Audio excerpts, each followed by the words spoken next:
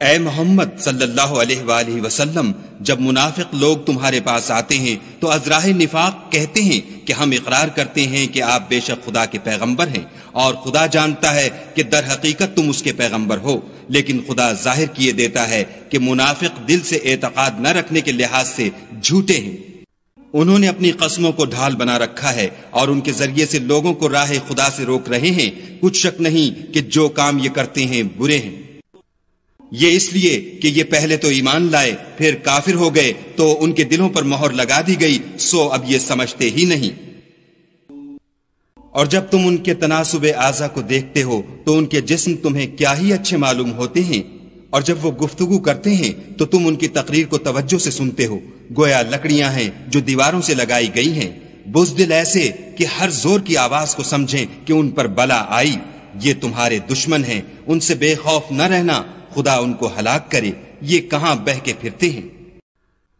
اور جب ان سے کہا جائے کہ آؤ رسول خدا تمہارے لیے مغفرت مانگیں تو سر ہلا دیتے ہیں، اور تم ان کو دیکھو کہ تکبر کرتے ہوئے منہ پھیر لیتے ہیں۔ تم ان کے لیے مغفرت مانگو یا نہ مانگو، ان کے حق میں برابر ہے، خدا ان کو ہرگز نہ بخشے گا، بے شک خدا نافرمان لوگوں کو ہدایت نہیں دیا کرتا۔ یہی ہیں جو کہتے ہیں کہ جو لوگ رسول خدا کے پاس رہتے ہیں ان پر کچھ خرچ نہ کرو، یہاں تک کہ یہ خود بخود بھاگ جائیں، حالانکہ آسمانوں اور زمین کے خزانے خدا ہی کے ہیں، لیکن منافق نہیں سمجھتے۔ کہتے ہیں کہ اگر ہم لوٹ کر مدینے پہنچے تو عزت والے ذلیل لوگوں کو وہاں سے نکال باہر کریں گے،